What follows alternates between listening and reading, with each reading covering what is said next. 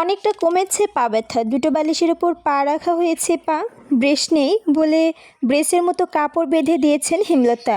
যে ব্যথা পেয়েছে তাতে কয়দিন স্বাভাবিকভাবে হাঁটতে পারবে না। হেমলতা মেয়েকে খাইতে দিতে দিতে বললেন, এবার খুশি?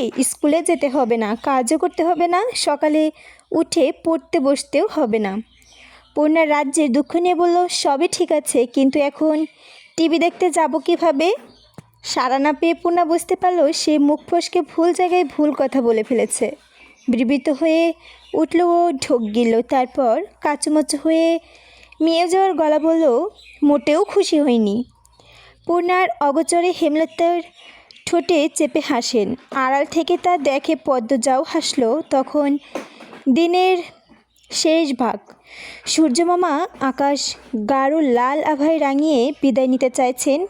আকাশের সঙ্গে মিশে গেল ঘন কালো মেঘ। সেই মেঘের ফাঁক দিয়ে উকি দিয়েছে দিনান্তরের শেষ আলো। ঠিক তখন মগা এসে জানালো, মুন্নার বাপ খুন হয়েছে। কথাটি শোনার সঙ্গে সঙ্গে উপস্থিত সবার মাথায় যেন আছড়ে পড়ল বজ্র। পঙ্গু ভিক্ষুক অসহায় মেয়েটাকে আবার কে মারল? এমন মানুষের শত্রু থাকে, তাও আবার এমনি যে একেবারে মেরে ফেলছে। হেমলতা শ্বাসরুদ্ধকর কণ্ঠে প্রশ্ন করল, এখনকার ঘটনা? মগা জানালো দুপুরের কথা। দুপুর 2টো কি 3টায় গ্রামবাসী জানতে পারে ঘটনাটি। আস্তে আস্তে সব গ্রামে খবর যাচ্ছে।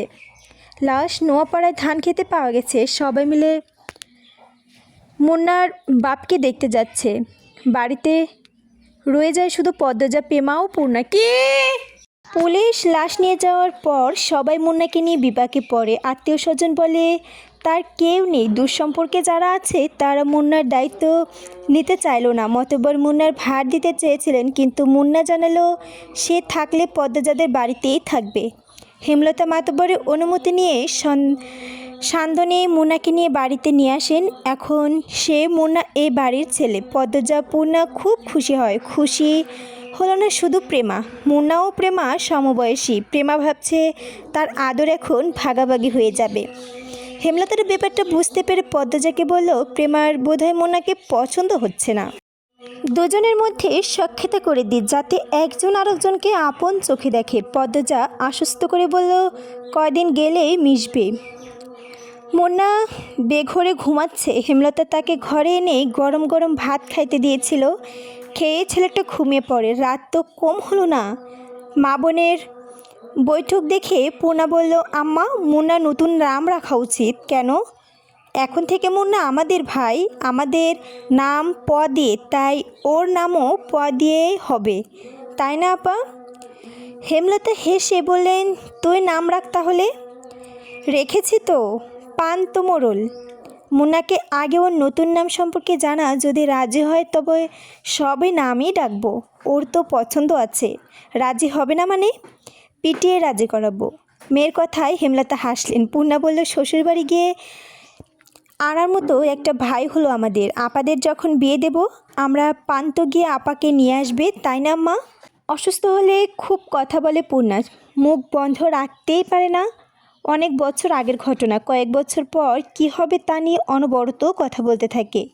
গহীন অন্ধকার। আজ বোধ হয় অমাবস্যা। হেমলতা কালো চাদরের আবরণে খাপটি মেরে বারান্দায় বসে আছেন। হাতে কাছে ছুরি লাঠি। গত 3 দিন ধরে ঘরের পাশে আওয়াজ শোনা যাচ্ছে। তখন ঘরে মোর্শেদ ছিলেন। আর যাই হোক, পুরুষ তো, তাই সাহসও ছিল বুকে। আজ মোর্শেদ নেই। মুন্নাকে দত্তক দিয়ে বাড়িতে আনার তিনি ঝগড়া করে বাড়ি ছেড়েছেন। কবে ফিরবেন ঠিক নেই। আজ কিছুতেই ঘুমানো যাবে না। হাতে নাতে সন্দেহকারীকে ধরে এই বিপদ থেকে মুক্ত হতে হবে। কিন্তু অনেকক্ষণ হলো কেউ আসছে না। চোখ বুজে আসছে হেমলতার। সারা দিন অনেক খাটুনি গেল।